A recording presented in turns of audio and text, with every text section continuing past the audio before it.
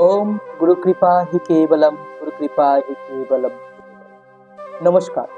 আজ রবিবার, আর আজকে আমরা যে পরলৌকিক ক্রিয়া নিয়ে যে ভিডিওগুলো করছিলাম, আজ একটি নতুন পর্ব নিয়ে চলে এসেছি। আগামী সপ্তাহে আমরা একটি ভিডিও করেছিলাম যে কোনো ব্যক্তি যদি জলে ডুবে মারা যায় তো তার পরলৌকিক ক্রিয়া অর্থাৎ শ্রাদ্ধ, শান্তি, গয়ার পিণ্ডদান ইত্যাদি কিভাবে হয়।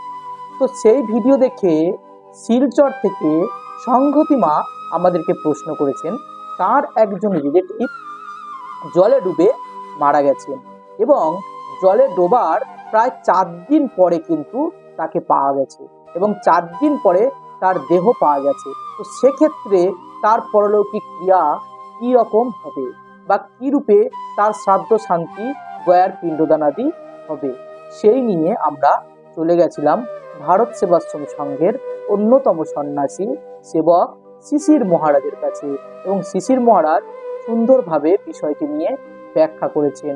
চলুন আগে গিয়ে আমরা পুরো বিষয়টি শুনে নিই। নমস্কার। পারলৌকিক ক্রিয়া নিয়ে আমরা ভিডিওগুলো করছিলাম, তো সেই ভিডিওগুলোর মধ্যে এক মা প্রশ্ন করেছেন, কমলিকা ভট্টাচার্য, তিনি শিলচরে থাকেন।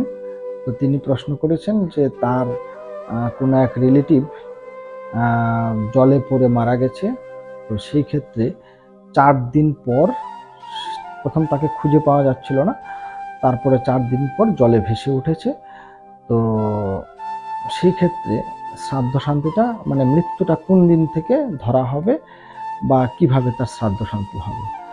তো এখানে যদি জলে পড়ে মারা গেছে, তো সেটা যদি আপনারা অ্যাক্সিডেন্ট ধরেন যে অ্যাক্সিডেন্টে মারা গেছে, জলে হয়তো অনিচ্ছা সত্ত্বে পড়ে গেছিল বা কোনো যেভাবে হোক করেছে অনিচ্ছা ক্ষেত্রে, তাহলে সেই ক্ষেত্রে হচ্ছে প্রথম কথা হচ্ছে যেই দিন বডিটা পাওয়া গেছে সেই দিন থেকে মৃত্যুর দিন গণনা হবে। মানে 4 দিন ধরে তাকে খুঁজে পাওয়া যাচ্ছে না, সেইটা কিন্তু তার দিন গণনা হবে না। আসলে তো আমরা জানি না যে 4 দিন আগে সে মারা গেছিল কি মারা যায়নি। তো সেই ক্ষেত্রে কিন্তু আমরা যেই দিন বডিটা পাবো সেই দিন থেকে কিন্তু তার মৃত্যুর দিনটা আমরা গণনা করব।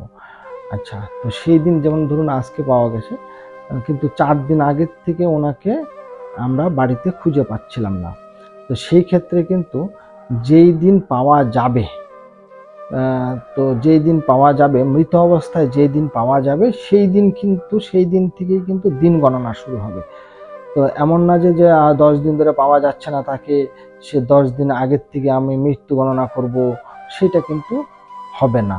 4 দিন আগে বা 5 দিন আগে যেই দিনই হোক না কেন, মৃত্যুর দিন গণনা হবে যেই দিন মৃত শরীর পাওয়া যাবে, সেই দিন থেকে কিন্তু দিন গণনা শুরু হবে।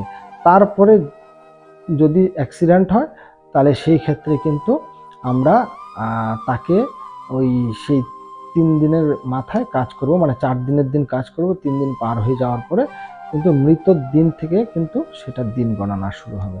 ঠিক আছে? তো মা কমলিকা ভট্টাচার্য মা যে প্রশ্নটা করেছেন, নিশ্চয়ই আমি তার প্রশ্নের উত্তরটা বোধহয় দিতে পেরেছি। জয় গুরু মহারাজ, ভালো থাকবেন। আপনারা আরও প্রশ্ন করুন, আপনারা প্রশ্ন করলে অনেকের লোকের জানার অনেক সুবিধা হবে।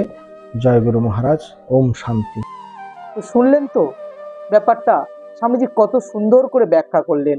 তো আপনারা অবশ্যই করে আরও কমেন্ট করুন এবং আরও প্রশ্ন করুন। আপনার প্রশ্নের মাধ্যমে আরও অনেক মানুষের উপকার হবে, অনেক মানুষ তার প্রশ্নের সমাধান পেয়ে যাবে। নমস্কার, জয় গুরু, গুরু মহারাজ সবাইকে সুমতি প্রদান করুন। সবাই ভালো থাকবেন। ধন্যবাদ। চ্যানেলটিকে সাবস্ক্রাইব করে সঙ্গে থাকবেন। ওম গুরু কৃপা হি কেবলম, গুরু কৃপা হি কেবলম, গুরু কৃপা হি কেবলম।